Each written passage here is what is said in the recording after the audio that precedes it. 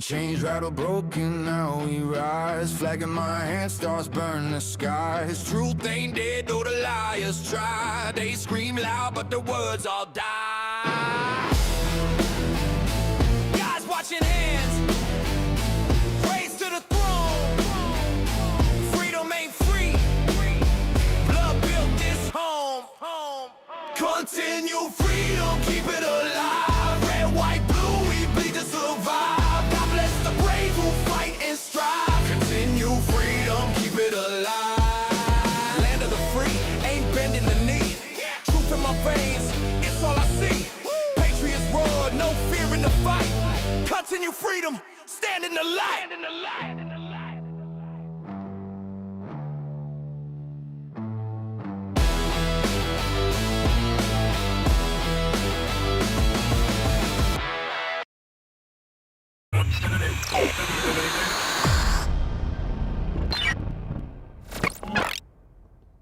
Well, happy 250 year birthday, America. We got a lot we're going to talk about tonight. I normally do these. You guys know this, about 6 p.m. I decided I was going to do it a little bit earlier so I could spend a little bit of time with my wife tonight because I'm taking a day off tomorrow. It's been a minute, but I'm going to do it. And I just wanted to, that this whole thing around 250, there's been a lot of hoopla online, but I also feel like there's been so many distractions. And it got me thinking about, I actually made the quote, I think it was in Bronson's chat yesterday, Rage Bronson's chat. And by the way, if you don't follow Rage Bronson, you need to go check it out. And I made a quote it was actually a Ben Franklin quote. It was back in 1787. He had walked out of the Constitutional Convention, and he was asked by a lady, what was her name? I can't remember her name. Anyway, she basically asked him, do we have a republic or do we have a monarchy? And he said, a republic if you can keep it. And I feel like that's 250 years later, that's still what we're trying to do. We're trying to keep the republic that the greatest minds of our generation, greatest minds in American history penned a document that has taken us this far and taken us to be the greatest country on the face of the earth. I'm not black-pilled about America. Not yet. However, you saw from the thumbnail, that is the closest I've been to being black-pilled. We'll discuss it. I want to say hey to everybody in the chat. Yep, the obscure moderator, good to see you. Oh, and Texas Motherbird, first up in the chat again. You've won the past couple of these here. First one in the chat. Good evening, Tanya. Nice to see you. Ben, the obscure moderator, always glad to have you, brother. Appreciate you. Let's see. Natalie, good to see you as well. You got notified. Yeah, there you go. That's not happening all the time. It's a constant battle. It's a constant battle. And by the way, just to go ahead and help me out here, guys, you all know, because I've got a lot of my regulars on right now, hit all the free buttons below. Helps the channel, helps me in the algorithm. I truly appreciate it. But yeah, there's been this whole thing going on about black-pilling. Are we black-pilled? Who's black-pilled? I'm not black-pilled yet. I am gray-pilled. That's kind of the way that I'm looking at it. And I think that's a fairly healthy place to be, because I still feel that there's a lot of opportunity for this country to come out of this rut that we're in, but it is an uphill fight, and there's a lot of us that are out here trying to fight it. You all are doing it by supporting my channel and supporting some of these other great creators. I know I have crossover with a lot of other great creators. So, there's still hope. There's still people out here doing this, but yeah, the whole 250, as I think it does with everybody, it gets me looking back on the history of this country and why I love it. I was raised to not even to love the country necessarily. I mean, that's what it was. But my parents, they discussed politics, and they discussed, these kind of the moral foundations of our country and all of this. And that's kind of embedded in me. It was never, you celebrate the 4th of July and all that kind of stuff. But something about how I was raised, where I was raised, it just put this deep-seated love for this place in my heart. And when I see people that are trying to ruin it, the only natural response, and I'm sure you guys do the same in your personal lives and in your professional lives when you're out here talking to people, like, you have to say something about it. You want to stand up and defend this great country. And we've got a lot of people trying to tear it down. The Mamdanis of the world, the socialists of the world. I would venture to say the Democrat Party, and in some cases, even the Supreme Court is doing things that are taking us in the wrong direction. And actually, before I get to that, let me set the stage for this a little bit. I still see our ultimate, I guess the ultimate threat to the future of America. I still see it as the left, because the left, there's always been the, Democrats, Republicans, we could never really tell a ton of difference. There were minor differences, but when Barack Obama came on the scene and started saying that he wanted to fundamentally transform the U.S., that means he wanted to turn it into something completely different than what had taken us to the point of greatness that we were at when he became president of the United States. And we have Democrats that want to continue to do that. We've got the Supreme Court, as I say, the ruling with the ones we're going to talk about is birthright citizenship and mail-in voting. Two things that could utterly destroy this country. It was a prime opportunity for them to do something worthwhile, and they failed epically. But this is, back in the centennial, and I don't know, I'll have to see who posted this, but it was interesting because it was a step back to 1976. And it was End Wokeness. So End Wokeness posted this one, and it was some lefties back in the 70s, even since back when we were celebrating 200 years. It was right before I was born. I was born in the early 80s. But let me play this. For this country is 1975 being International Women's Year, even more than 1976 being bicentennial, because I think maybe women should have a larger say in really what happens in this world, and our basic loving tendencies, rather than let's beat each other's heads in to get what we want. I see a great orgy of celebration. Right now we don't have a great deal to celebrate. I feel that it might leave a lot of people out. The bicentennial can be made to mean something, but it has to focus on all people and what the United States claims itself to be, So somehow I feel that it's like a big fad. Bicentennial's been kind of a dirty word here in Philadelphia and throughout the country, I think. In many ways, the bicentennial is just being fabricated. Have we been preserving the material things, the buildings, the papers, the documents, or have we been preserving the ideas, the principles of freedom, of liberty, of justice, of equality? I'm really afraid that our country's paid much more attention, if you look at the budget of some of these groups and organizations, into preserving the material aspects, and not enough has gone into preserving the ideals and principles. Well, it's a bad time, I think, to have it. So I really don't know what we have to gain by it. It's the negativity. That's the point of this, is that the black pilling, the America's not worth saving, that's coming from the left. And then from some people on the right, it's that it can't be saved, that there is no redeeming this country. When you listen to that's what a lot of people lean into when you listen to a Tucker Carlson. They're talking about other countries, and these other countries better than America. Everybody's better than America.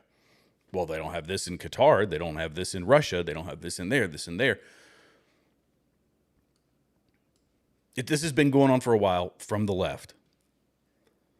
And I'm still not buying into it. I'm not going to buy into it. I'm going to take this 250-year celebration, as I hope that everybody will, and talk about how wonderful this place is. We are cooked. Dems are going to win power. Hey, Rage Bronson is here. I was just talking about black pilling, and I know you're black pilled, brother. I know you are gray pilled. That's where it needs to be. That's where it needs to be. But these Supreme Court rulings, well, I'm getting off topic here. Dems are going to win power back. They are pissed. We are not ready. Yeah.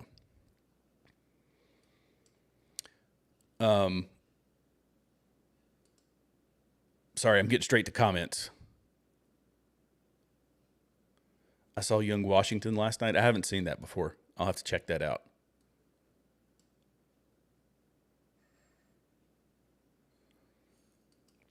Wait, hang on.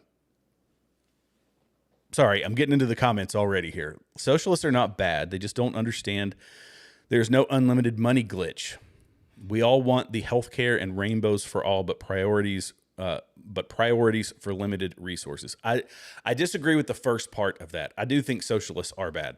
There's nothing good has ever come from socialism. No socialist has ever done anything worthwhile other than taking a, so this is where I agree with you that they see that there is the modern monetary theory or this money glitch that so long as we're the world reserve currency, this is what Congress believes, we can never go bankrupt because everybody's going to get paid in our dollars, so it doesn't technically matter how much you run up the debt. And this is the 10-cent version of modern monetary theory, but that's what they run with. And that's it. Socialism works until you run out of other people's money. That's the thing. We'll see. My country has free health care and higher education, safer here than the States. What country are you in, Stephen?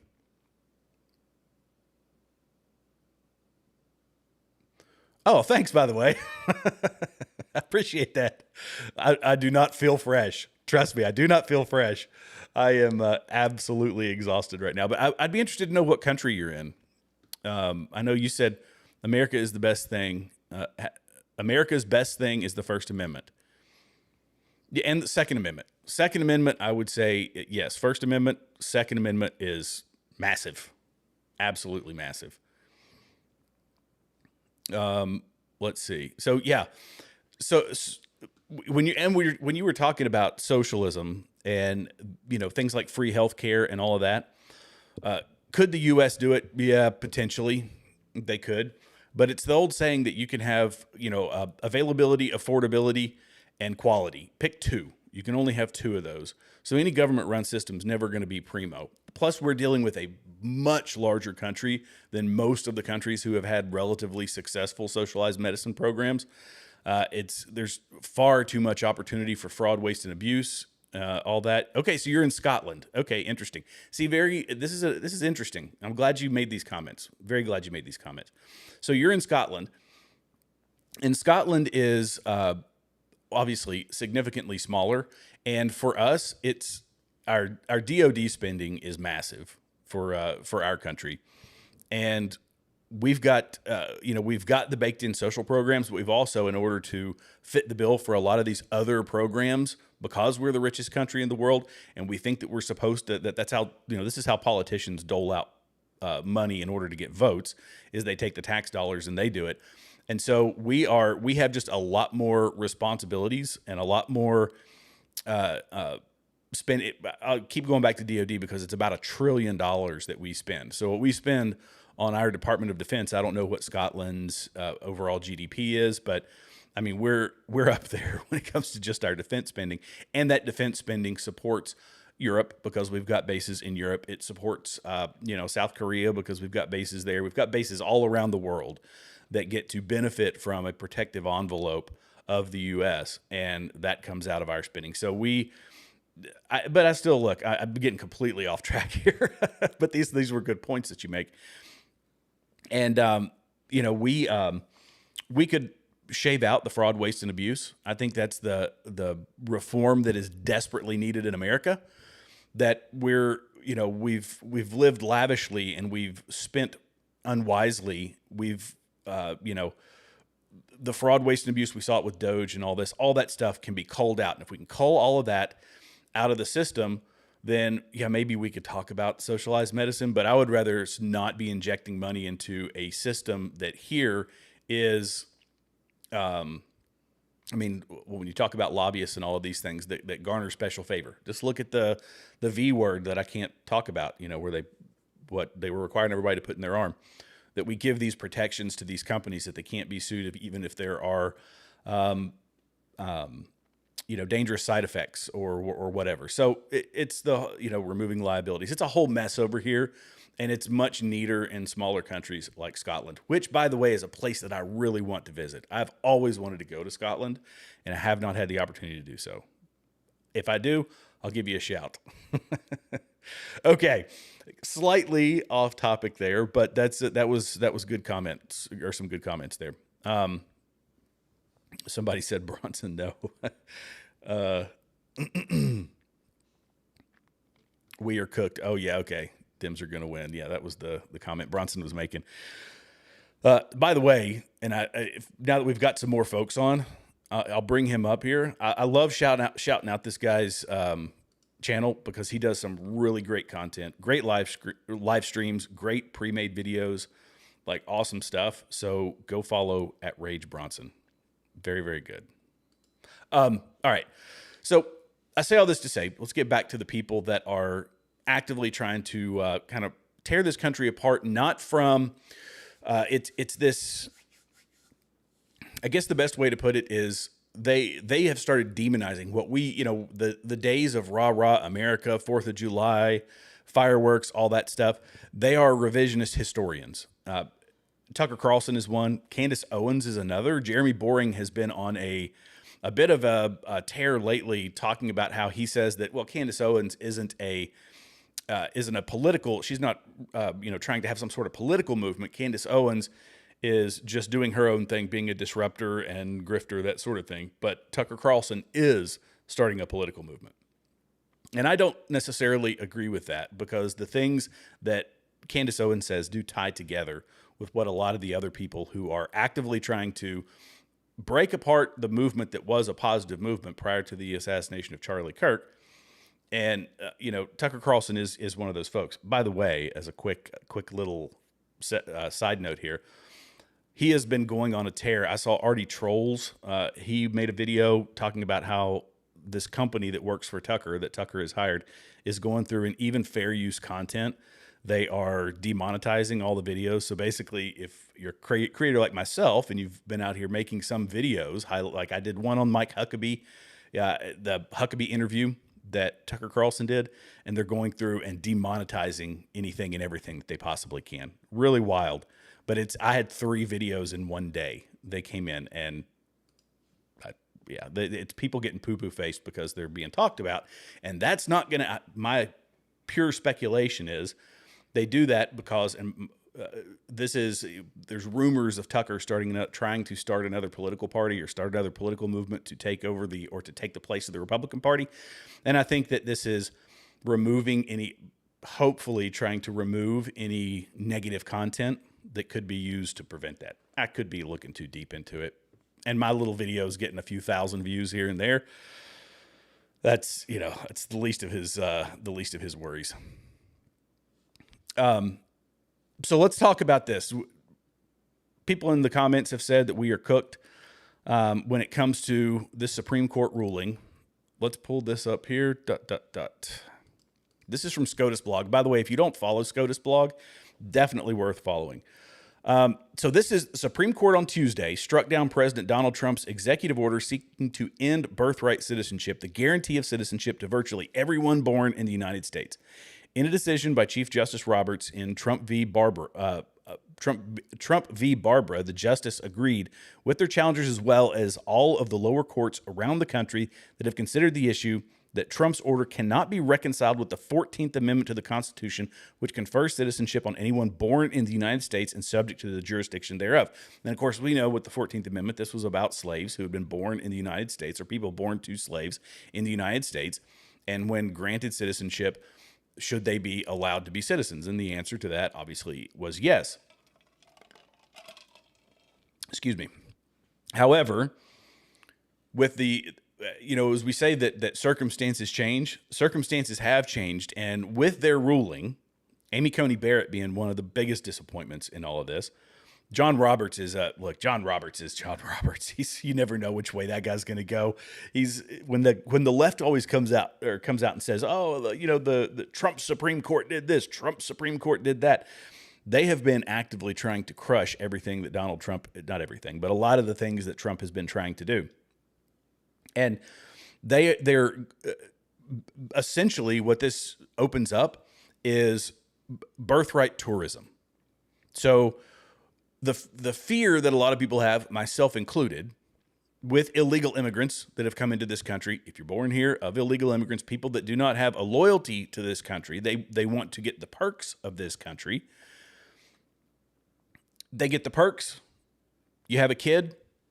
That kid does, because we're trying to be this multicultural society where people don't have to assimilate into America's way of life, into, and understanding our morals and principles. You can raise them separate to, and in some cases, if you want to, hating this country, as happened with, Ilhan Omar and, I don't know, is Mom Donnie's family. We're going to talk about him in a minute. That people that are basically raised to not be loyal to this country, but talk about all the terrible things about this country while simultaneously taking advantage of all the benefits that a U.S. citizen gets, to include getting a passport and all this. But more than that, let's look at pick a country, Russia or China or whatever.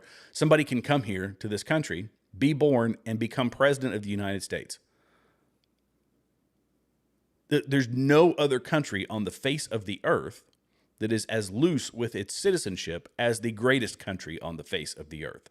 And that's why I think the point of all of this is to change the ladder. They don't want, this is the Obama effect. Obama's actions were always to pull America back down, never to build America up. It was to pull America down so that there's an even playing field. That's the socialist mindset.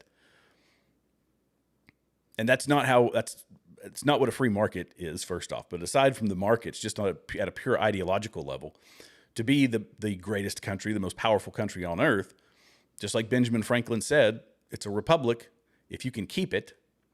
It's a free market if you can keep it. And these forces are actively trying to subvert that. But this is lunacy. So here we are celebrating 250 years, still a republic, with plenty of corruption, plenty of things that we can complain about, because I do on a regular basis. Everybody does on a regular basis. And the courts say, you know what? You don't even have to have allegiances to this country. You just have to make it here before your water breaks. And you can become president of the United States. And you can travel the world with a U.S. passport. This is utter lunacy. And when I read it, I thought, this and the recent mail-in voting, which was, what was it? Watson v. RNC, which is talking about postmarked ballots. So long as they were postmarked by Election Day, they can still be counted.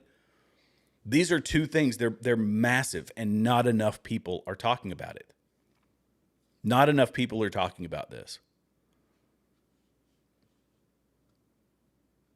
We have a republic if we can keep it. These things don't help us keep it. And, I've played Ilhan Omar clips on here. We know what she thinks of America. She obviously hates this place. But now we've got a guy running New York City. Here we go. Let's play. Oh, wait. No, that's not the right one. Hang on. Let me pull up Mom Donnie here.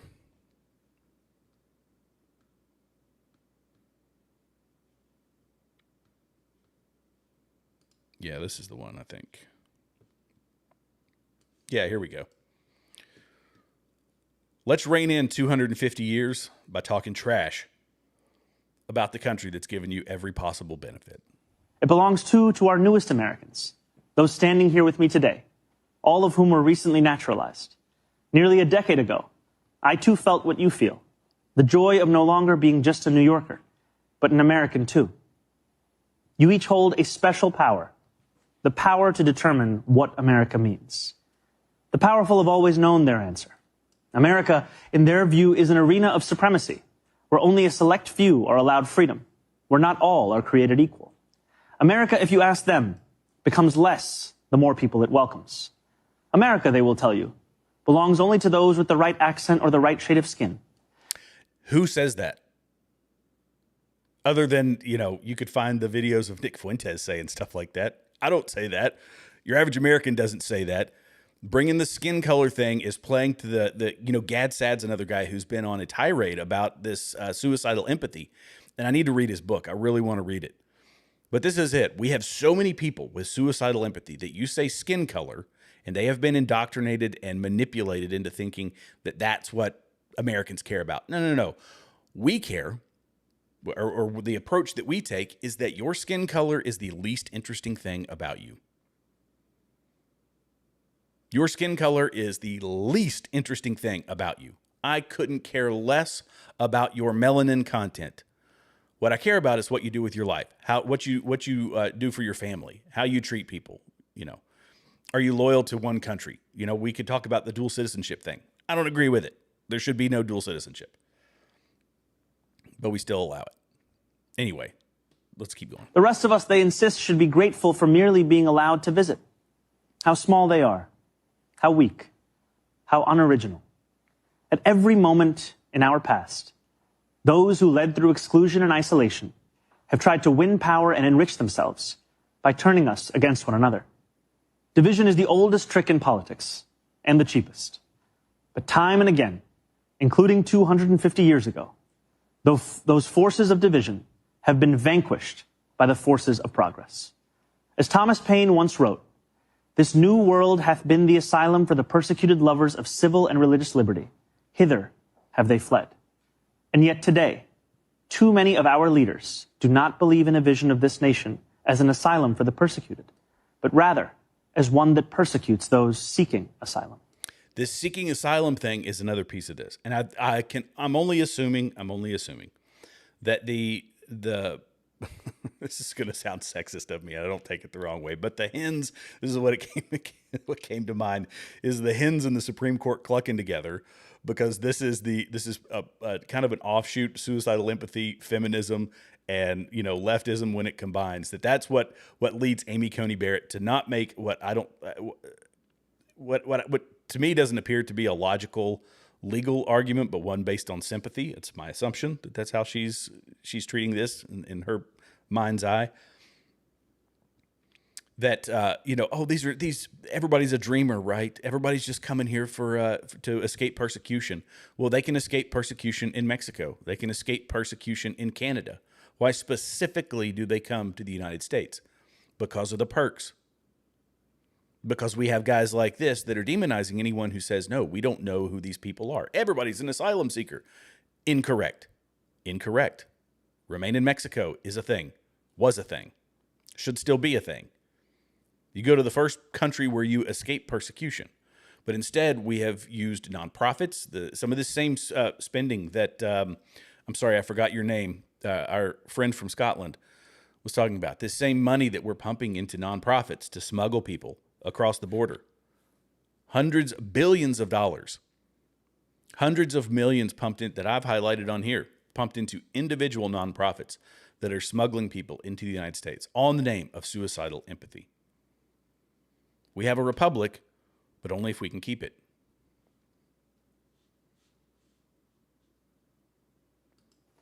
As we mark 250 years, what do we see? We see a city of contradictions within a nation of contradictions. We see the wealthiest country in the history of the world, one where children go to sleep hungry, while the world's first trillionaire hungers for more. Nobody's starving in America. Let's be very clear about that.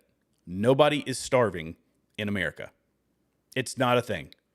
He can sit in his, he can sit in his expensive place up there in New York City and live the lavish life of the mayor of New York City, being driven around and all of this stuff, and say that, oh, the little peasants out here doing this. There's people that are in a bad way in America, but nobody is starving in America. And saying that, oh, it's because Elon Musk has $1 trillion. It's the same argument that people make about the Jews, right? You step on a Lego. You can't afford to go to college. You can't afford to, healthcare is too expensive because we've socialized it, or because we've injected tax dollars into it. We've subsidized it. We've subsidized education at the behest of the left. And it's because Elon Musk, or it's because the Jews. That's it. These are their arguments.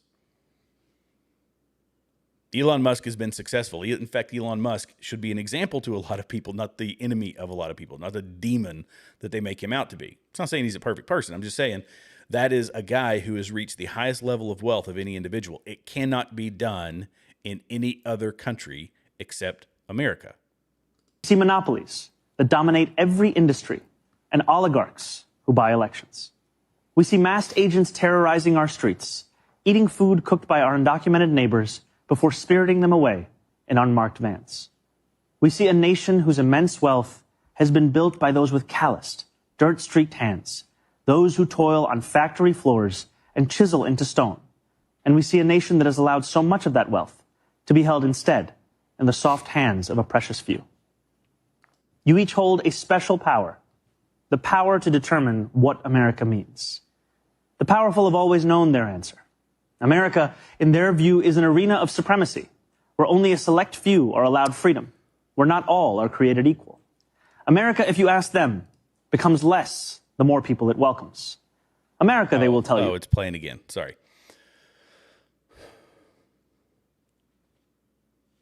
I'm not going to be one of the guys, and I refuse to be supportive or, well, you guys know I'm not going to be supportive of somebody that hates this country. But we have to understand. You guys know this. But when we're out here talking to folks, there's a lot of people. There's a lot of people, even on the right, who loathe this country.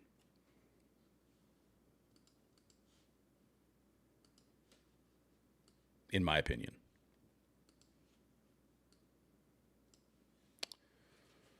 I'm going to get to some comments here. I've got more, but I want to get to some comments because you guys are absolutely filling up the chat. This is good.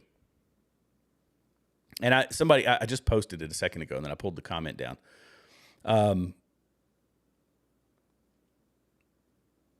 Islam is not going to really good. Savs, agreed.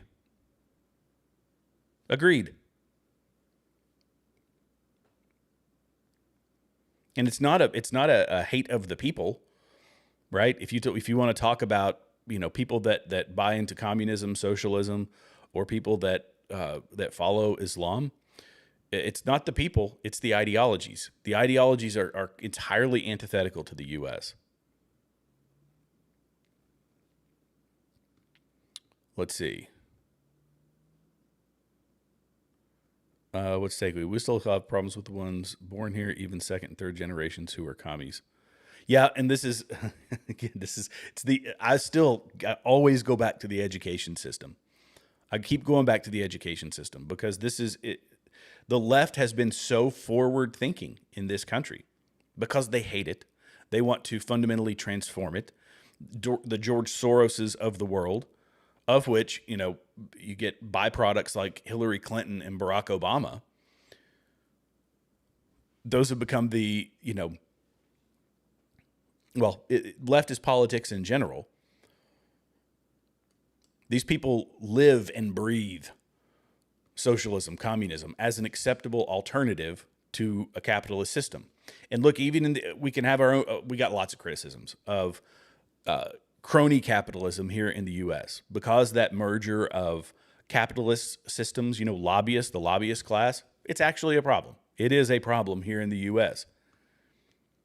But to say that the antidote for that is something that has cost the lives of hundreds of millions of people, and that we need to start viewing our Constitution not as the bulwark against authoritarianism and socialism and all of these other things, that it's something that just needs to be written in order to conform to that, I will fight that to my dying, to my last breath, to my absolute last breath. In no way, shape, form, or fashion is that the case.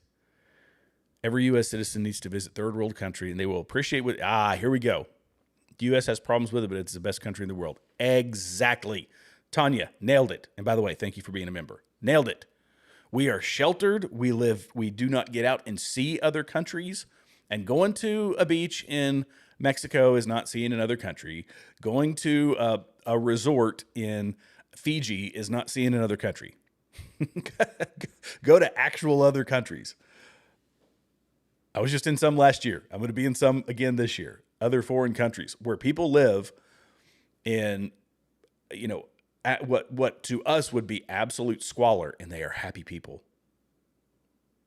I'm not saying that it's great there or anything, but they are able to find joy in it. We live in the lap of luxury where every American is in the top 1% in the world, or top 10%. I forget what the figure is, but even the poorest Americans are in the top. Is it top 1%, top 10% in the world, whatever it is, and we complain about it. This country is the best, period. Tucker Carlson talking about Russia, talking about Qatar. No. Theocratic dictatorships? No. With Sharia law? No. Places where a guy is, unalives all of his political opponents in Russia? No, thank you. And I found this one funny. This is from the Post Millennial. I say funny. I shouldn't laugh, but the New Yorkers voted for this. This is what they wanted. They wanted a socialist. They got a socialist. Mamdani City Hall had AC cranked to frigid temperatures as New York City is forced to roast with a 78-degree rule. We got to keep the people in power, right? The lefties in power. Got to keep them nice and cool so they can make all those important decisions. Temperatures inside New York City Hall dipped well below the level requested by Mayor Zohran Mamdani during the ongoing heat wave, with some rooms reaching as low as 54 degrees. Don't buy Wi-Fi, by the way.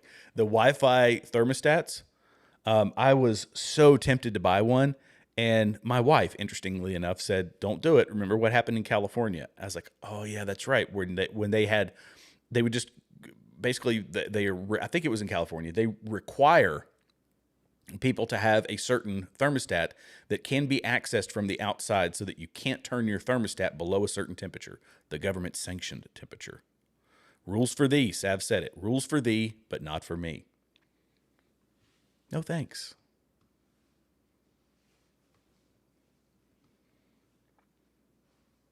Remember, the meek shall inherit the earth, and meekness does not mean weakness. I think a lot of people think it means turning. There we go. Okay. Meek shall inherit the earth, and meekness does not mean weakness. I like that. But isn't this the case? Isn't this the case? A lot of American, Christians. I mean, there's a lot of people that are waking up to the madness, but I feel like this is the case with a lot of people. I'm a Protestant Christian. I feel like we have taken meekness to mean weakness, and we can't be involved. We have to shrink back. We have to be, the whisperers in the crowd. No, it's the easiest way to lose this wonderful, wonderful country that we love, that I love.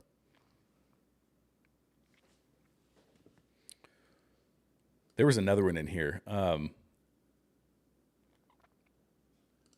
So he was, I guess this was the case. I had forgotten. I didn't look it up. Or I missed it in this article before. So this is this is the Post Millennials report on that speech that we just watched, or the segment of that speech. So he is Ugandan-born socialist. That's right. He was born in Uganda. I had forgotten that. So this is what they do. They're born in other places. They're given all these amazing opportunities. They rise to power. And then they hate this country. We don't. We love it. And these are the people. New York is getting what New York wanted. Let them have it. Let them have it. Everybody votes, provided if the breadlines ever get here, we still have the right to vote. Presumably we would. But everybody's politics start to align when you can't afford the basics. When you stand in a bread line, everybody pretty much wants the same thing. I'm not wishing that on New York. I'm just saying, and I don't necessarily think that'll be the case.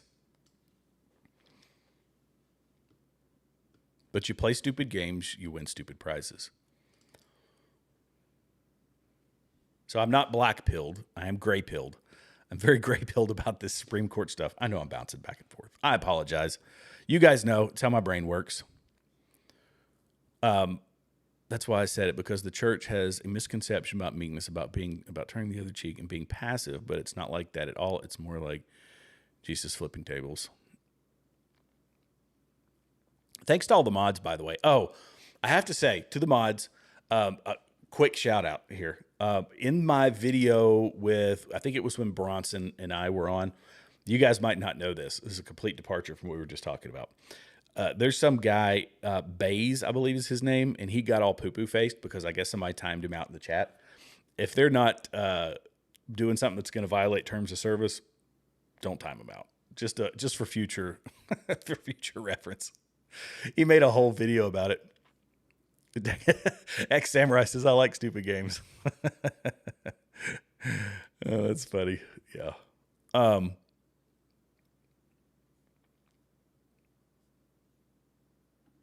Yes, absolutely. I got some great mods. kind of funny because I'm freezing when it comes in. I have a blanket over me when I sit down to watch. Well, you must live in a free state. In Tennessee, I can turn my AC down as low as I want to. I just got to pay the bill. That's it. Okay, yeah, it was Real Bays. That was the guy's name, Real Bays.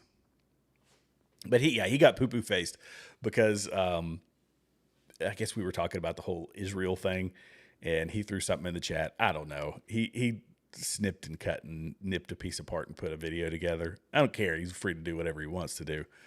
But yeah, anyway. Just terms of service stuff. Or if they're doing the whole all caps spam in the chat, you guys know. You do it this enough. I think most of my mods are at least a mod on some other channel somewhere. You guys know what you're doing. So anyway.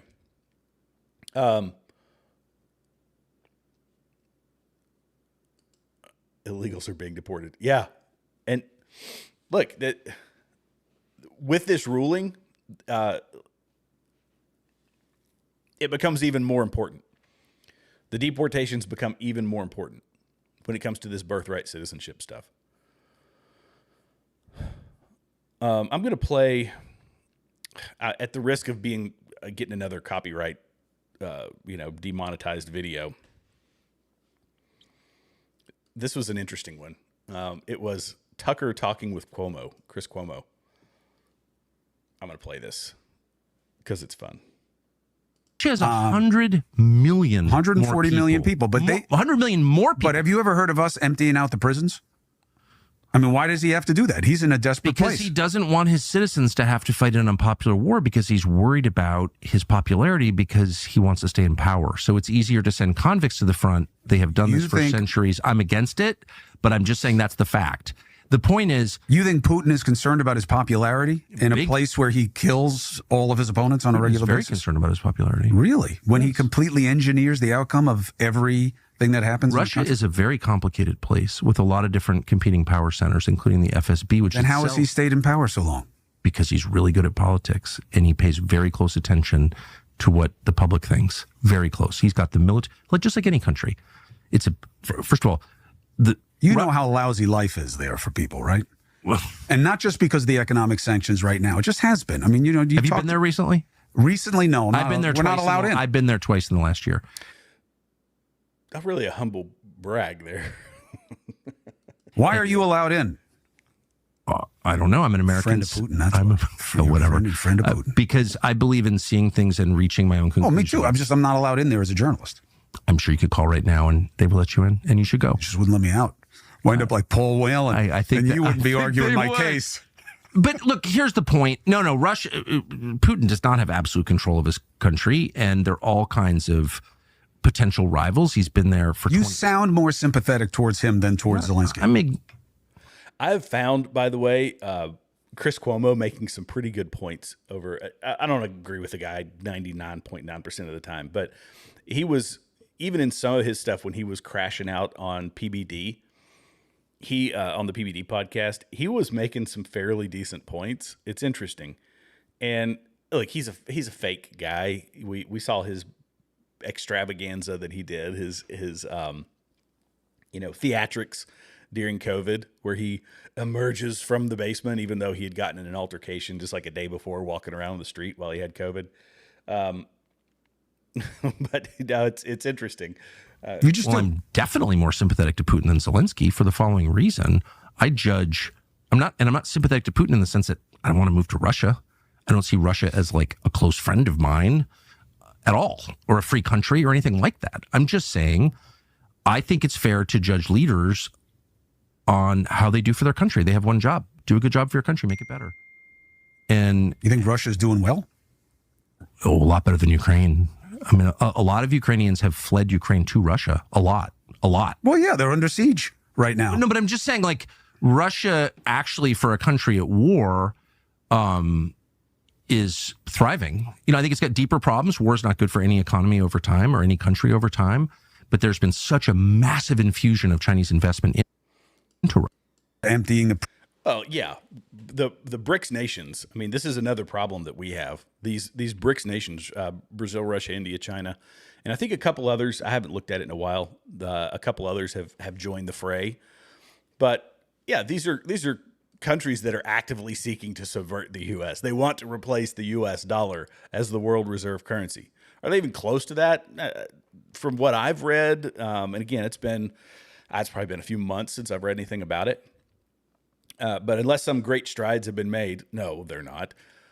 But these are the unholy alliances that are out there trying to crush the U.S. This is why the whole, be a complete isolationist, it just doesn't work. I hate war. I was in the military, and I deployed 3 times, and I had to do all that. I don't like war. I don't want war. But I also know that this isolationist policy acts as though we can maintain any sort of projection, any sort of power, any sort of influence by just hunkering down and, hiding within the borders of the U.S. And that's just not the way it works. There's always somebody lobbying or vying to get that top spot.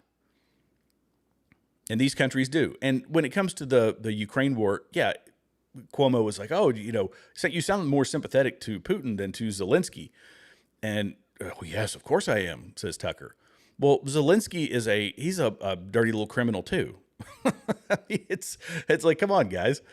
We have pumped tens of billions of dollars into that war. Hundreds of thousands of people have lost their lives in that conflict. And I don't agree with that. A corrupt country, I say corrupt little country. It's actually, I think, one of the largest countries in Europe. Ukraine is, but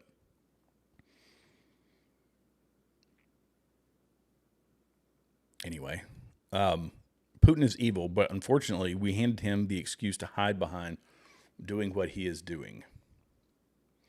Elaborate on that one. Both Vlads are retarded, yeah.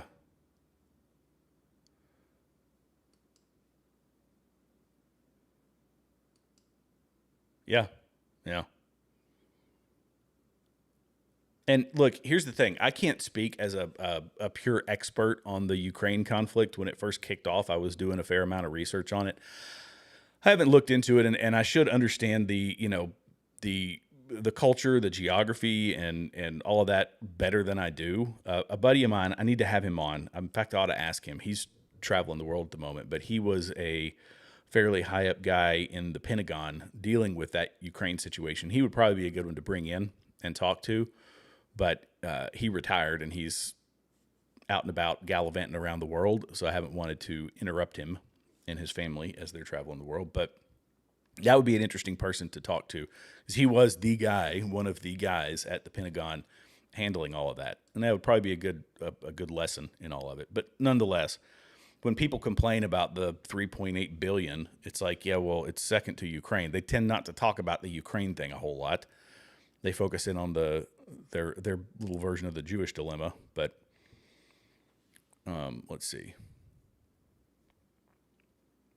I think America needs to open the door to more immigrants. I would wholeheartedly disagree with this.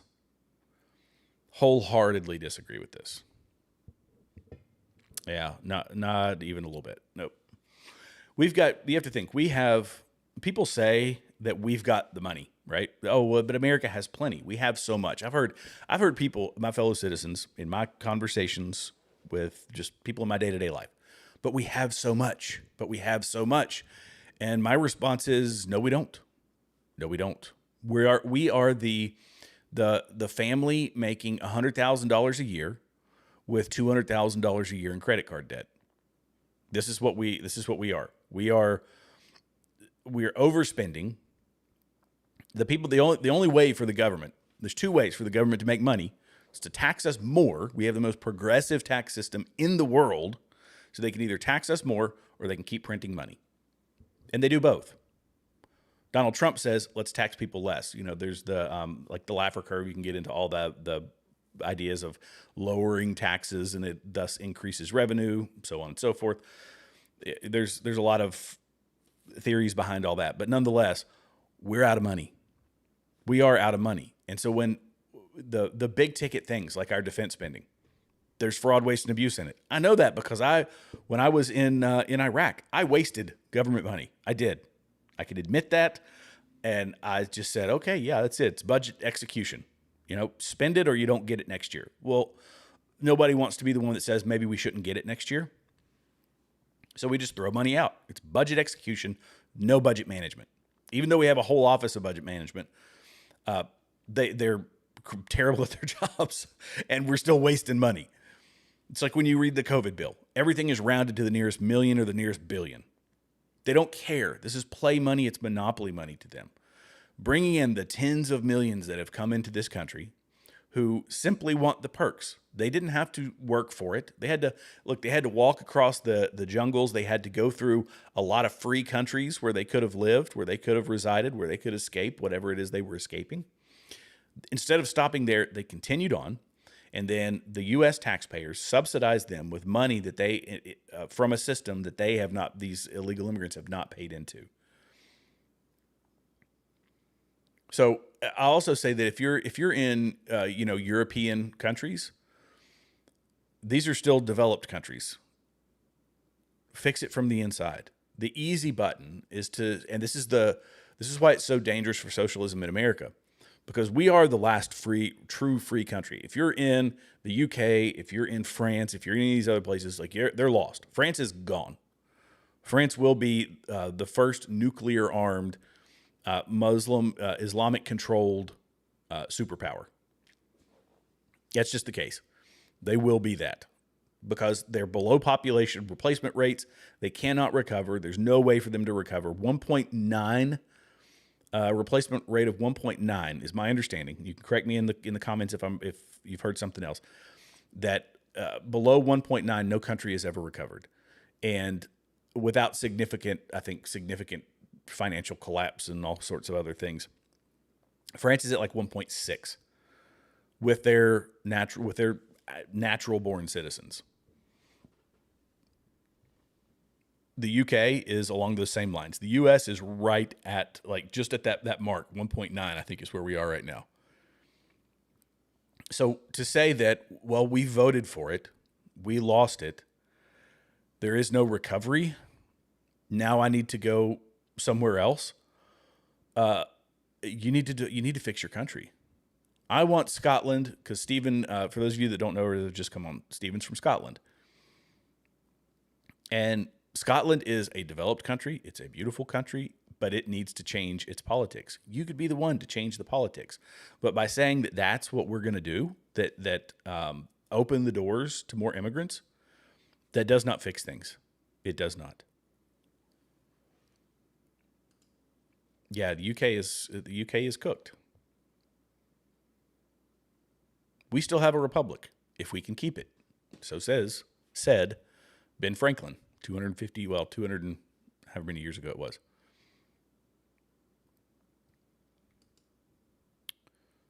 We need to get rid of the ones who have no plans on assimilation. They should be a priority to, I don't know how you'd determine that because people would, well, no, here's the thing. It's not a, you can't determine just based off a conversation with somebody if they're going to assimilate. So if they are here illegally, they leave, and you're never to return again. This is why a lot of people were self-deporting, because there is something to the capture. There's going to be biometrics and other things that are collected, fingerprints and all that good stuff. So they collected all those fingerprints on those people. They should never be allowed to come back into the United States if you cross the borders illegally, because your very first act as a citizen of America was to break our laws. When people go through the painful process, everybody says, oh, the immigration process needs to be easier. It should be easier for people to travel to America. Why? Why should it be an easy thing to gain citizenship to the greatest, freest, most powerful country in the richest, most powerful country in the world? Why would we make that an easy thing?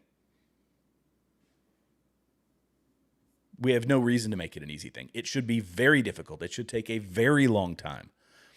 And then you put in that effort, and provided you can be of some added benefit, not just a net negative to America, you can be an added benefit to America, then come on in. But to just welcome in la-di-da-di everybody because things are bad in their country, like we can't. It reads no vacancy now. And, you know, Milton Friedman used to talk about this. He was a guy who was very much pro immigration, based seasonal labor, things like that. He said that it was a net positive because he's very libertarian in his views on that, but only so far as they weren't allowed to take advantage or weren't able to take advantage of the social safety net of the welfare system. That's kind of where he drew the line, and that's a very logical place to draw the line. But we can't determine who is or is not willing to assimilate, because we've got people, look, still exists in my part of the world, even in you know, a relatively rural part of America, is that people come here, they don't speak English. It's like, no, you need to have an understanding of the English language. You need to understand, most people that have gone through the actual immigration process, they have a better understanding of civics than your average college kid. There was in fact, I could probably find it. Let me find it here. It was a Fox News guy. They were kind of doing what Jesse Waters used to do, which is go and interview the college kids at spring break and all that.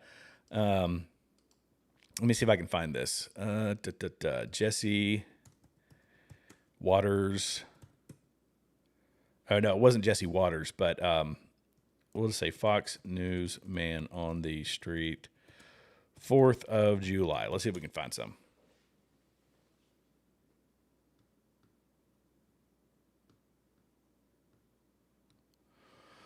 I should have grabbed it.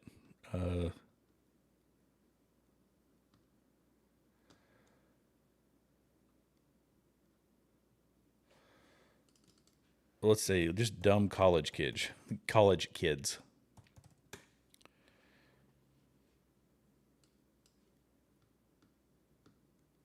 I can't believe I can't find it now. It was all over my feed, and I clicked on a bunch of them. It should be in my algorithm. Dumb college kids, American history.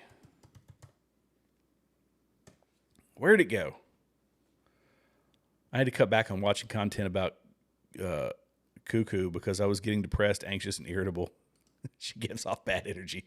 This is so true. Look, I'm gonna be honest with you guys. In the past few months, I have consumed minimal content unless I'm watching Bronson or Gary or Artie. Those are the three that I tend to listen to for that, because they have the patience of saints to listen to that stuff. And honestly, they are far more knowledgeable about the intricate details of it than I am. So if you guys want that content, I still talk about it, but I talk about it in the 30,000 foot view. Those guys understand the absolute nitnoid details of it. So, because I'm the same way. It's like at a certain point, Candace Owens lost credibility with me, and it's like I just came to the realization that she is not an honest actor. She is a liar. She is demonic. She is consumed by some sort of evil entity. I don't know what it is that's caused her to do the things that she's been doing. So I'm like, at that point, I'm out. But there are so many people that are better at talking about that than I am, because they understand this stuff to the nth degree. And it is fascinating how much they know. And, here we go. This guy right here. Thank you for the super chat, brother. I appreciate you. At work trying to listen at the same time. I'm lost on the topic, but here's a super chat anyway. It's all good. It's just me rambling. That's really all it is. I'm just sitting here rambling. But this is the guy. Go, if you're not following him, go follow him. And also Gary from Paramount Tactical and Artie Trolls. Those guys understand this Candace stuff incredibly well. But yeah, my own mental faculties, I'm like, I don't know. And here's the other thing, that guy that I was talking about before, that Bays fella, if you can't acknowledge the first 10 provable lies, and then say, oh, okay, well, this is obviously like, it seems to me so obviously fake and disingenuous.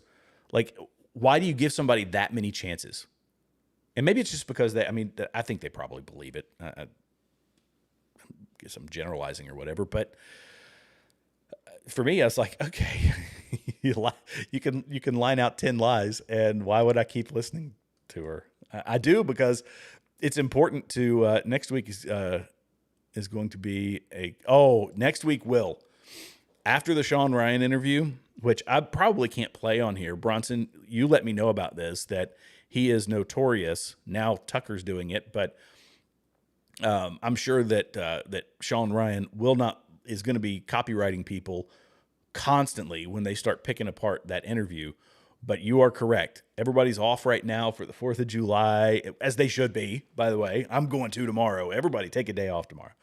But yeah, that people are going to come back guns a-blazing, figuratively, around that Candace O and Sean Ryan interview, and it's going to be a monsoon of that content. It really is.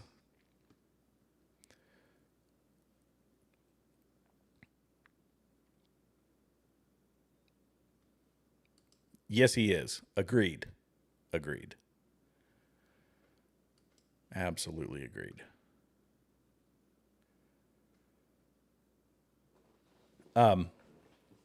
Let's see.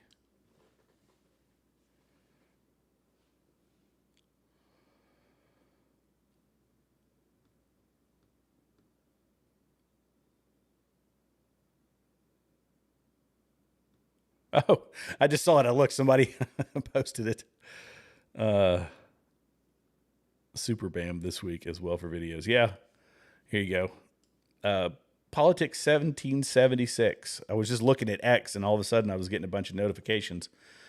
And I'm the sixth YouTuber now, I guess, to be copyright striked by Super Bam for his videos of Tucker Carlson. This is correct. They don't take criticism very well. They don't take it very well. Okay, let's get to some more comments, and then I'm going to. You probably can show Sean Ryan's if you don't monetize it. Okay, well, that might be the thing then. Just don't monetize it. Yeah, that's right. But that's a joke by Ben. Let's see, what else have we got? I can't believe so many people still take her work for fact. So many people are stupid.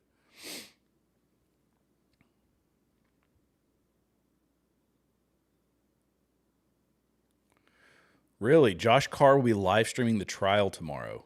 Interesting.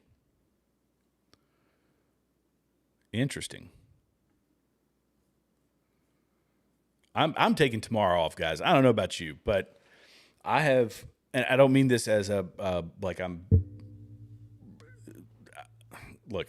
have not taken a full day off in months, in literal months. My work has been very busy, and because of the type of work that I'm in, it ebbs and flows, and everything, once spring started, it came in full force. And so I just haven't, I haven't had time. And the only time that I take that's close to like taking a break is I do get on Bronson's channel, or I'll get on Gary's channel. I'll have it listen, like I'll be listening to it while I'm working. Usually if I'm not doing video stuff, I'm just editing photos and things, I can have that going in the background, but I do tend to get into the chat quite a bit.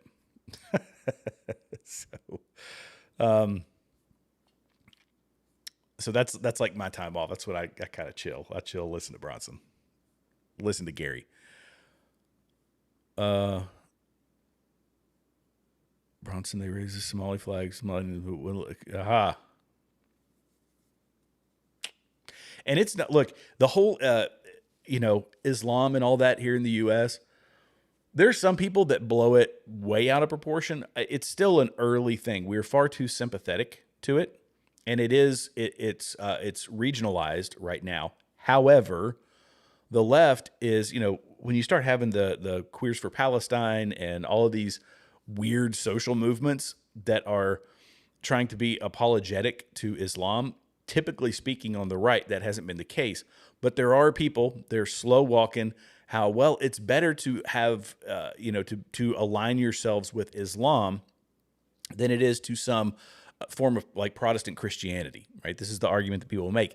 It's the same. It's no different than Tucker saying, well, Maduro was bad. However, Maduro doesn't have gay marriage. He doesn't allow transgenderism. So it's saying, all right, well, we have some conservative, alignments, so like when it comes to like social issues and things like the cultural issues, we have some similarities here because we believe in this, we believe in that. But that's a reason to, completely dump other people who at least have the basic morals and principles the same. They pick a thing and say, well, we kind of align with them on that. Megatron. there's no way that I align with. Sorry, I just don't. I'll be driving. Oh boy, that's a long drive. Grab the wife and have a big old picnic.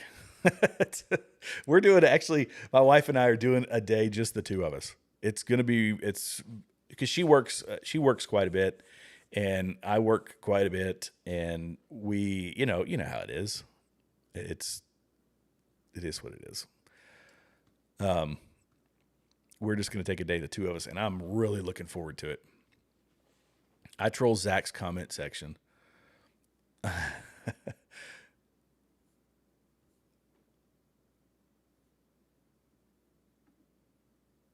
They're all oddly under the same address. Wow. Who was it that was, I know Crowder has done it. Who else? I think Nick, is it Nick Shirley did it? These people finding houses and buildings with multiple businesses, because it's not just the Leering Center. It's a lot of other things where, people from other countries are taking advantage of our tax dollars that they are. It's a big money scam. Doge was an amazing organization. Like what they were doing was awesome. And it really opened up a lot of eyes.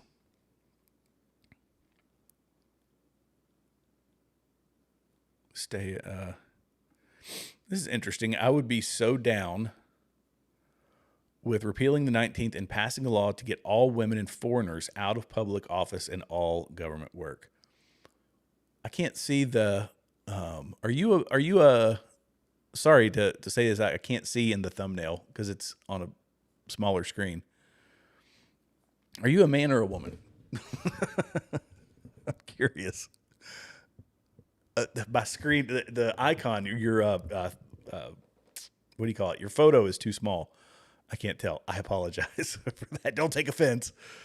But that's interesting. I've heard a lot of people making this argument. I've heard a lot of people making the argument of the 19th.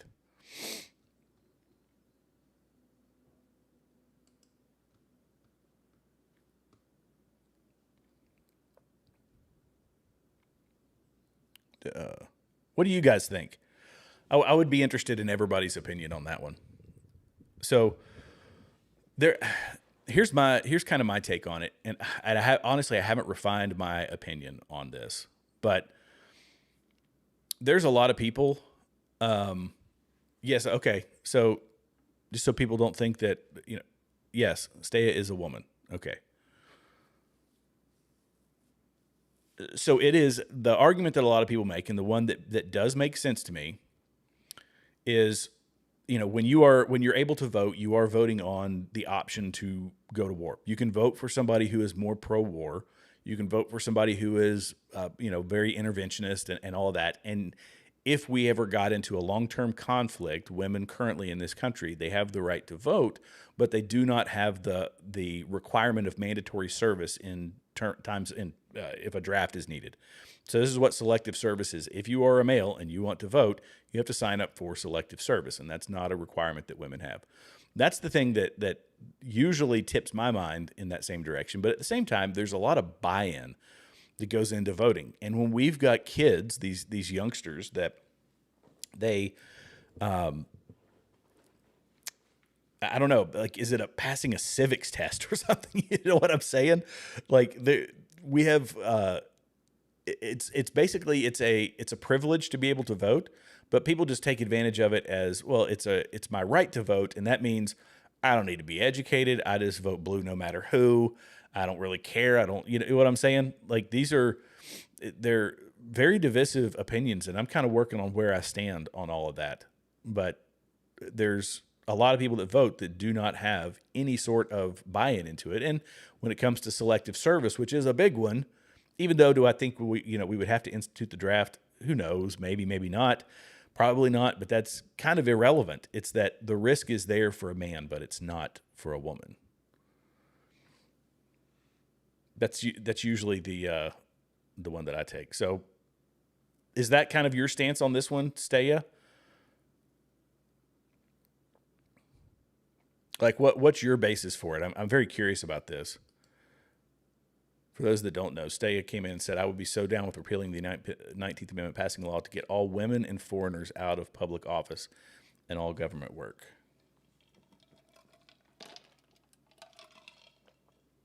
I don't think it's necessarily a bad thing either for, we can have, non-citizens, well, I say non-citizens. Well, yeah, I don't know. Let's see. I would be down. I would be interested to know what some of the other women in the chat think, because we have several others. It's just a pre-trial hearing.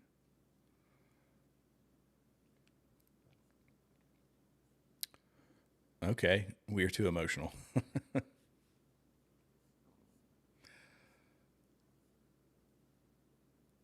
I agree, Canna Michelle. Let's grow this thing.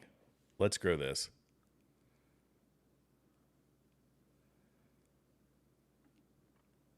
Well, and I think the feminist movement in general has been probably the most.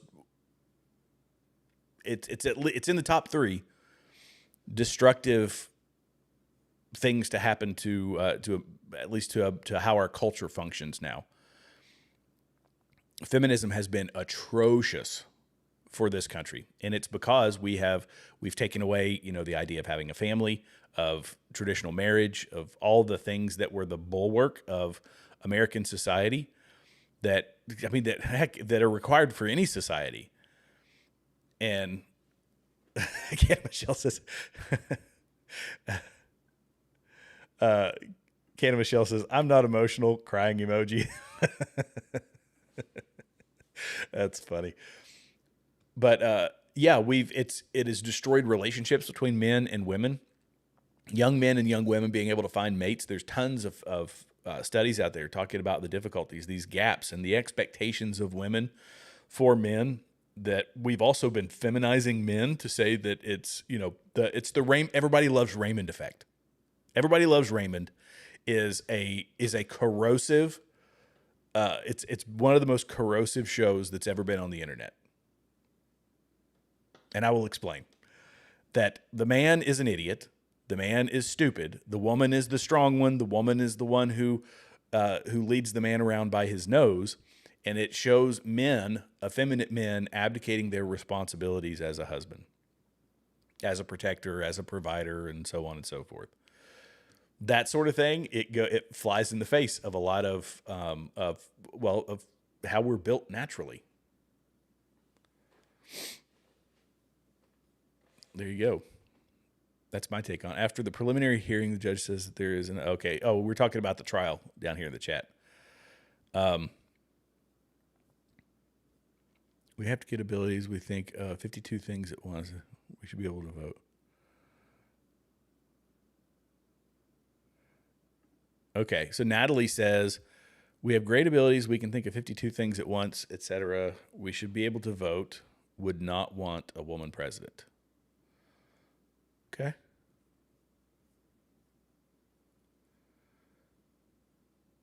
Yes, the feminist movement did. And, you know, it's because you go from women's suffrage to whatever we're in, fifth wave, sixth wave feminism. I don't even know where we are now. And that just, all that's done is say that men are evil, and in particular, white men are evil. That's the natural course. When you get into identity politics, it was the natural place it was going to go. So white men are the root of all problems. And I mean, that's... then these young men hear that from the time through the same indoctrination system that thinks that that's accurate, that believes it to the core.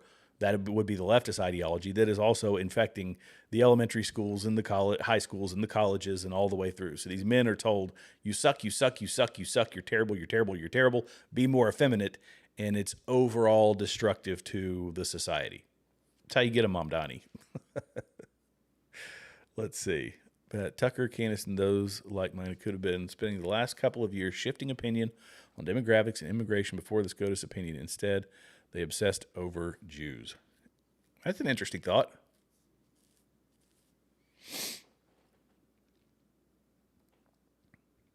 Everybody could have spent, we all could have spent a lot more time. And this is the thing, it put so much, it made me realize just how important Charlie Kirk was to this whole movement. Yes, he got President Trump elected. You know, the millions and millions and millions of votes, the move towards Christianity that we saw across the country. I mean, that bordered on revival in this country. So much of that was tied to what Charlie Kirk was doing. And the moment he was gone, that's when people's real motives came out. And what they spent their time talking about is what they actually care about. And it's, you know, they were just riding his coattails. And the moment he's out of the picture, they start tearing everything that he built, from the movement to his organization, trying to tear it to the ground. Funny, though, that's the feminists have turned everything over to men. Locker rooms. Wow, there you go. Canna Michelle with the point. That's the other, you know, how did that ruling go? I actually didn't read about that one. Let me see, because they had a ruling on the whole men and women's sports. And funny, it never goes the other way around, by the way.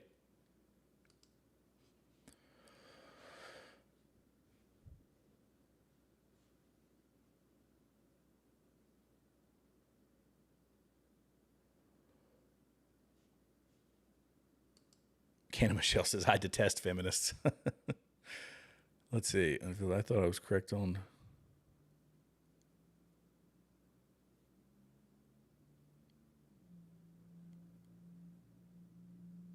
Is it a long sound? I might have missed what you were talking about before, Bronson. All good. Okay.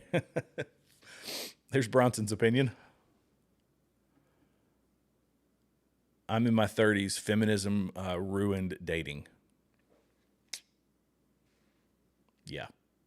I couldn't imagine having to date right now. My goodness. Tanya, women tend to be too emotional. We should never have a female president. All right, Tanya. Some very forward-thinking women in my chat. I like it.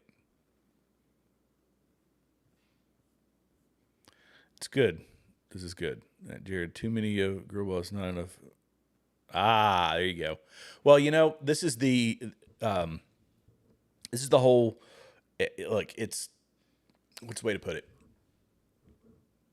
Not saying that women do, but I think a lot of it is because they are told to. It's this, oh, I got to achieve this, got to achieve that, got to do this, got to do that. The most important thing is my career, and so on and so forth. And as a result, you know, you get I've heard so many people, and I wish I could remember who it was. It might have been Rachel Wilson was talking about it. In fact, I'm almost certain that it was.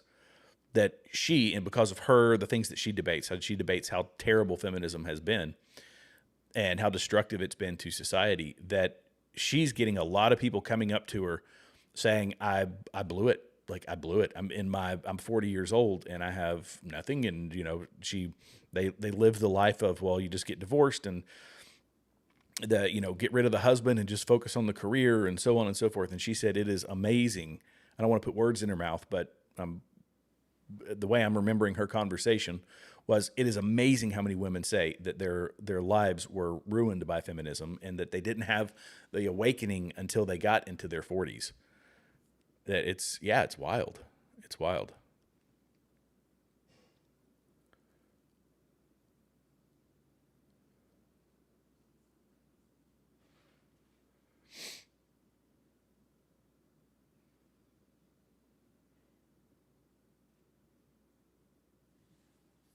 Oh, I missed something. For the states wishing to uphold it, federal, we backed them up, is my understanding. Oh, I might have missed what you were talking about here. 2 goats and a dog. 2 goats and a dog, a member and the best username on the internet. Still say it. I'm going to repeat it every time. 2 goats. I don't know why it makes me chuckle.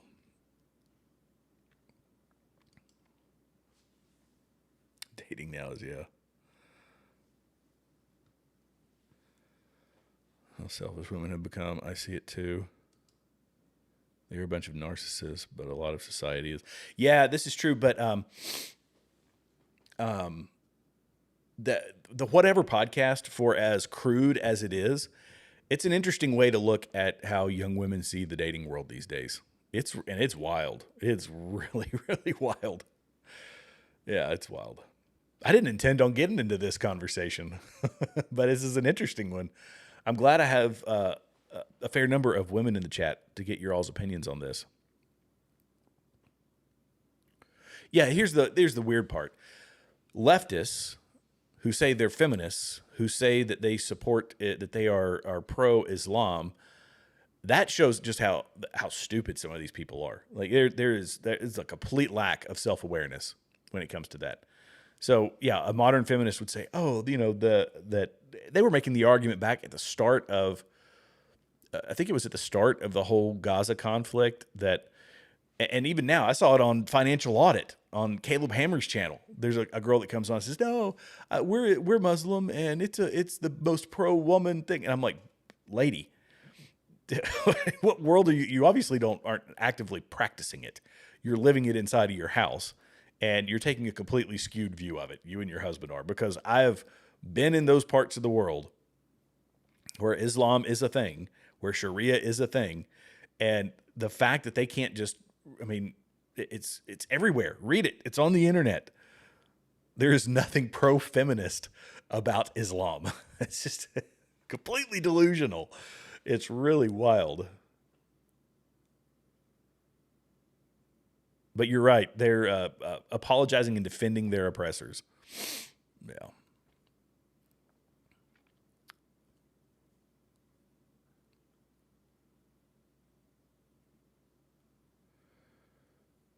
In his room, both my... Uh-oh. Oh, that's a bummer. That is such a bummer. This is, and you know what I think is another piece of it? We talked about it before. It's the suicidal empathy thing. It feels good to be overly empathetic and sympathetic, and that plays to if you have people who are young kids. Look, when I was growing up, when I was in high school, I wouldn't say I was a ruffian, but I was a pretty good kid. But I was a guy. I was a young boy, and me and my buddies drinking beer and being a little bit rambunctious and, driving cars a little too fast and doing that sort of thing, all that. But when I went through college, I was in a military college. So that was a completely different experience to your average university. But then I got in the military, and even there were hints of it then. There were hints of, as an example, the chaplains in the military would tell us, well, no, Islam is just, they worship the same God, just in a different way. Which is completely off. But then you start thinking of the little feminist things that made their way into the military lexicon. And it was less prevalent early on, but it was there. And by the time I left the military after 20 years, because in the end it was the reserves. The reserves was a completely different story. And I thought, if they are doing this to the military, it was the wokeness, the race-based training, the transgender training, just all this indoctrination crap. And I thought, thank goodness I'm on my way out the door. But to think that that is part of mainstream education now is terrifying to me. And it's almost impossible because, look, kids are going to school. They're spending the bulk of their time with these other people, and the parents are having to play defense. If you're a conservative parent, you can only imagine what it's like playing defense against that sort of thing. So everything is acting against conservatism with the younger generations. And I think that this Israel stuff is much the same, that they are being inundated with it because you get it from the left, but now you're also getting it from the right. And when you have movements that are, like a Myron Gaines. Myron Gaines is capturing the masculine thing. That's kind of where he got his, at least what I've watched of him, is him talking about man being a man and, the Tate brothers and all that stuff. But sewed into that is another nefarious thing. It's mental capture, and these young people are looking for somebody to follow that's, going to tell them that they're not this piece of trash that feminists and leftists tell them that they are. You're going to find strange bedfellows, and I think that's kind of what it's become. And I had to hide my support for Trump. Wow. Well, interestingly, I don't know if you guys knew. I'm sure I've said it on here before, but I probably got new watchers that I didn't vote for Trump the first time around. I actually didn't. I was very much, and it was kind of interesting because I left the military, and I feel like I was very still indoctrinated a bit. I say institutionalized. That's more or less what it was. I was institutionalized as a 10 years. All my formidable years have been spent in the military. And he said a couple of things. And of course, I had people that were chirping in my ear, and I wasn't overly involved in the political process. I cared more about the Second Amendment. That was the thing that I spent the bulk of my time, researching and if I was online back then, that's what I was talking about, was the Second Amendment. I was a big time Second Amendment guy. And the first time around, I thought he said something about the generals. Oh, what if the generals are, what was it that he said? He was just so bombastic that I listened to some of the people who were showing the worst of and the worst possible outcomes for him. And with a lack of knowledge, I I thought that this isn't the way I need to go. Again, that was 2015 when he started, really gaining ground. And after he got elected, very quickly, I thought, oh, these people were completely full of crap. And that was like my wake up moment. Like, I'm not going to let that happen again. I'm glad he won. So thankfully, my vote didn't matter. I was part of the minority who didn't vote for him. And the person that I voted for was a write-in. I wrote in a person who wound up being an utter, just a despicable individual. And I knew, obviously, it was somebody I knew that wasn't going to win. So it was such a great wake up. And that's what led me to eventually, down the road, led me to make my first videos, which were actually, you can't find them on YouTube. They're on Rumble and on Locals. Locals was where I was really going to upload because I thought Locals was going to be the next thing. And that was my transformation. I said, I'm not going to be fooled again by this. I'm going to not listen to these stinking pundits because they're out here to twist my mind one way or the other. I didn't vote for Trump in 2016, not because I didn't like Trump, because I was still bought into the idea that a third party will fix everything. Aha. There you go.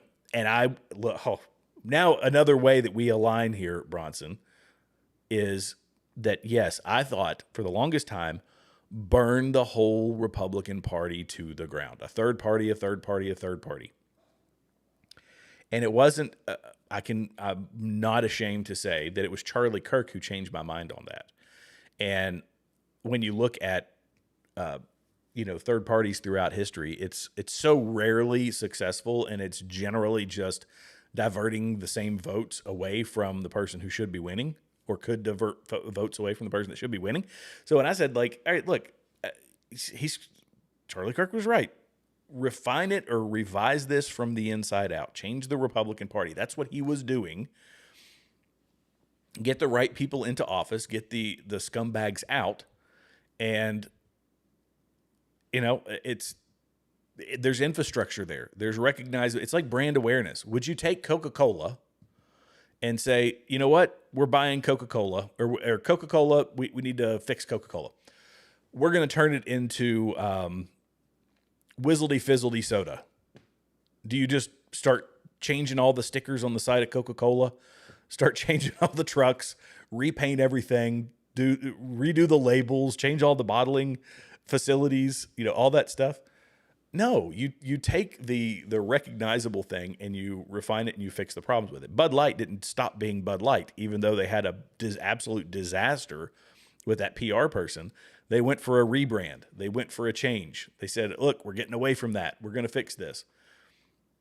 And just like, again, to quote Milton Friedman, that I need to look the quote up because I keep using it and I don't think it's the exact way he quoted it.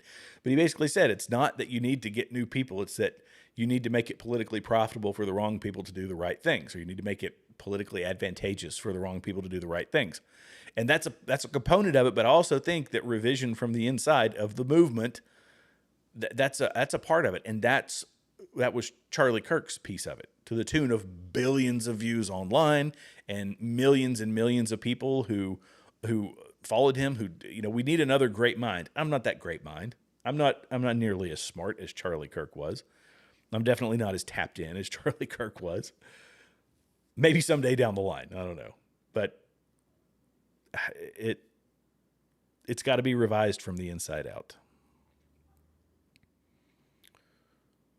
As well as I am listening, everything.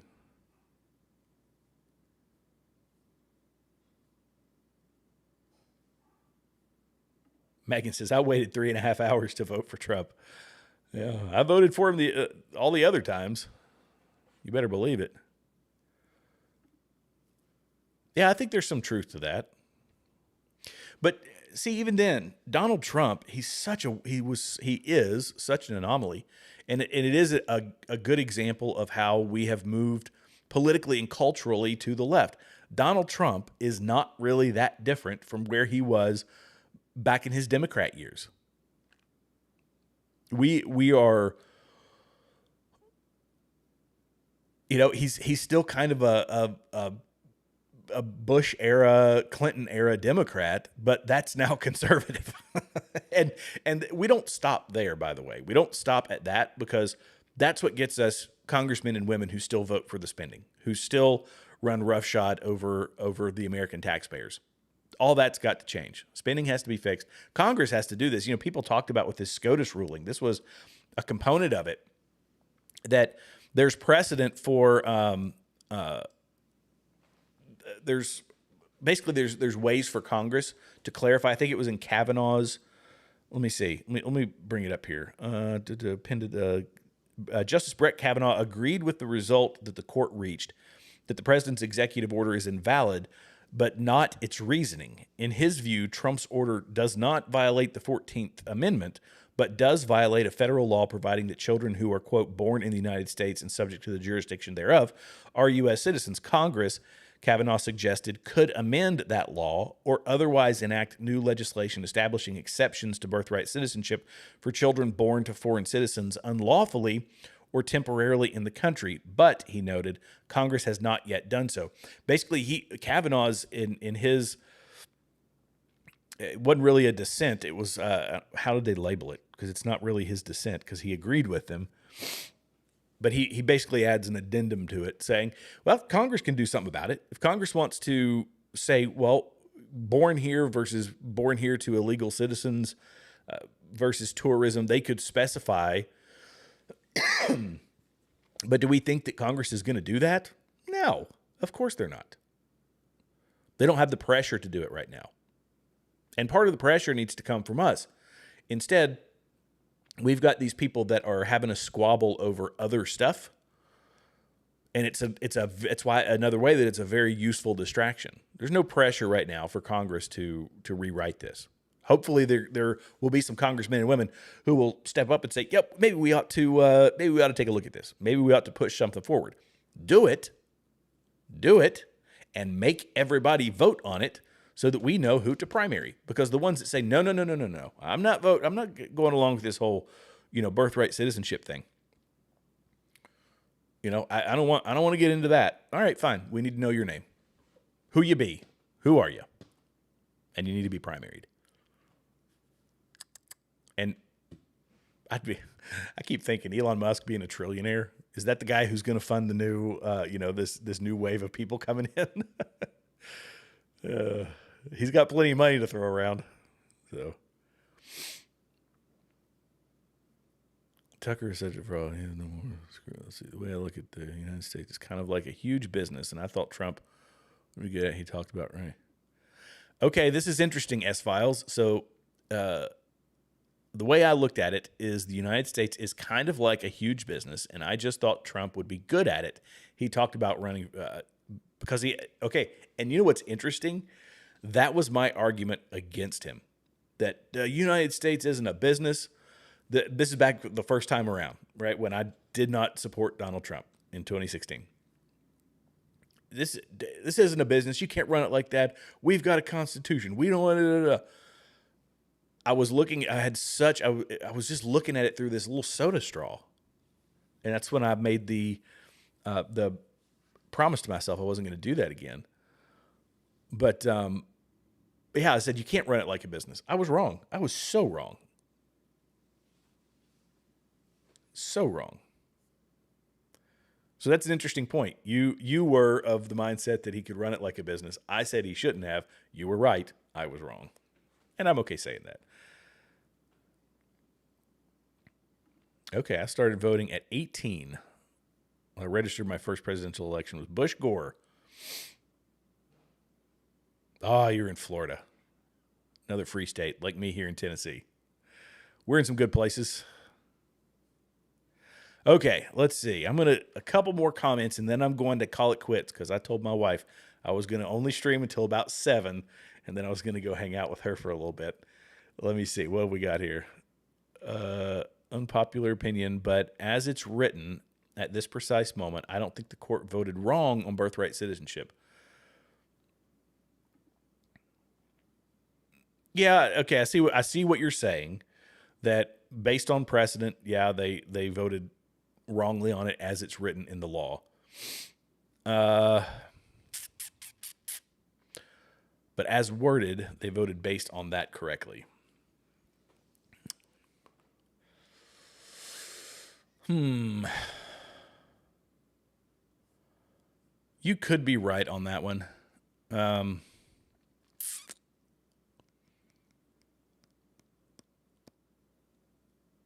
Yeah, maybe.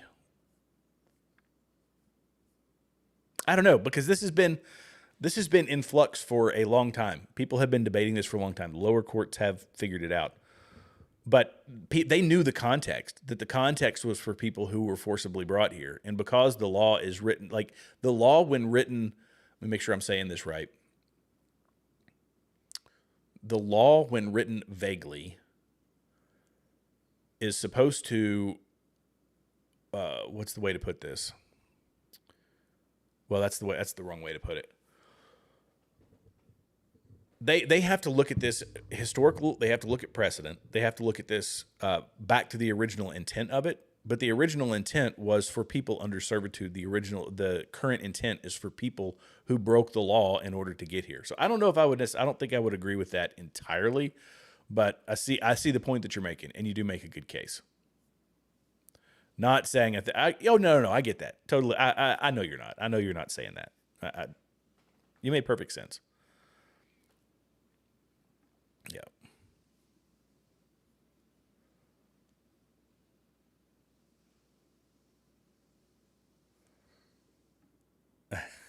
I've got Scottish descent in me as well, by the way. Scottish and some Irish, interestingly enough. But that was then. Happy 4th of July, Stephen. I mean, I know y'all don't celebrate 4th of July, but we do appreciate it. But yeah, we are people say we're a nation of immigrants. We are a nation of settlers. That's the better way to put it. We settled it. I didn't, but our forefathers and families settled this country. They cut away for the roads and the railroads, and they slugged out the tough winters, and they fought off the bears and all the wilderness that was, we conquered the land, right? We were settlers because we were trying to escape something, and we did, and we made something great. That doesn't mean that now that we are a country, in particular a country that has a social safety net like we do, that we just welcome in la-di-da-di everybody, and that becomes us forever and ever and ever, amen. Because somebody who's coming here because they voted out of Venezuela because they voted in a socialist, and now they're hungry and they're able to sneak in some way, that's a developed country with some of the biggest oil supplies in the world, and if not the biggest, and you got to fix your own country. It's not that you don't vote for bad policy and then get to hit the easy button and come to the United States. You need to tell the wife to obey. No. Oh, Bronson. That's funny, dude. That is funny.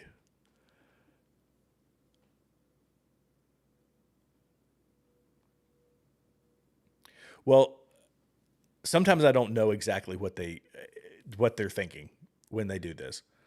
So they have to use legal precedent, but it all has to be put into context. So if they vote on it is supposed to be intent, because that's often what they're trying to establish, is that the intent when this was drafted was X, Y, and Z. So they talk about that in their decisions all the time. So that is part of it. But I'm assuming that whatever arguments were made in the lower courts that have also looked at this, they're taking that into consideration as well. But it's the whole thing seems fairly cut and dry to me, but I'm also not a legal guy. I'm not a lawyer, so I don't know. All I can say is I think this is a crap decision, but it has been made, and there have obviously been people that have made arguments to the contrary of what I believe, and who am I to say, but it certainly is going to be destructive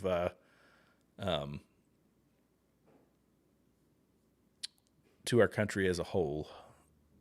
Let's see. All right, I will go and watch that. I will watch that as well.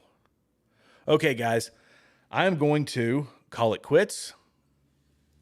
God bless you guys. If you are new here and you're on and you haven't done so, let me pull that down. Hit all the free buttons below. I do have memberships open now. Thank you to all of my members. Juju B is one of the members. Let's see, who else have we got? Grit Snitch is one of our members. Staya 922 is one of our members. Let's see, we got several members in here, and I appreciate you guys. Mama Owlbear, one of the members. So I do have memberships open, and you don't have to, right? All I ask is to hit the free buttons, because it just helps the channel and it helps us in the algorithm. Check in on the channel every now and then, because not everybody gets notifications, unfortunately. And yeah, that's it. If also I've got things like the t-shirt, I've got the hat, I don't have one of my mugs tonight. Well, here's one of my mugs. There's my Socialism Sucks mug. In lieu of what we've been talking about tonight, I've got a We the People mug. A couple of things, so if you want to, feel free to enjoy them. But guys, I love this country. I know that you love this country. We are so eternally blessed to live in this republic, and it's a wonderful, wonderful thing if we can keep it. And I pray to the Lord that we can. But with a crowd like this, with an audience like this, I know that it's out there. I'm not entirely black-pilled. This is a shout-out to Bronson. I'm not entirely black-pilled. I'm gray-pilled sometimes. These Supreme Court decisions make me gray-pilled a little bit. But we have to keep come on. Let's keep some positivity looking forward. No, I didn't see that. I didn't. I haven't checked my email in a few days, so I will double check that. Was there an issue with it? Well, here I'll just check the email. I'll check it when I get off of here. happy 4th of July to you all. Happy 250th birthday to the greatest country on the face of the earth. I love you guys.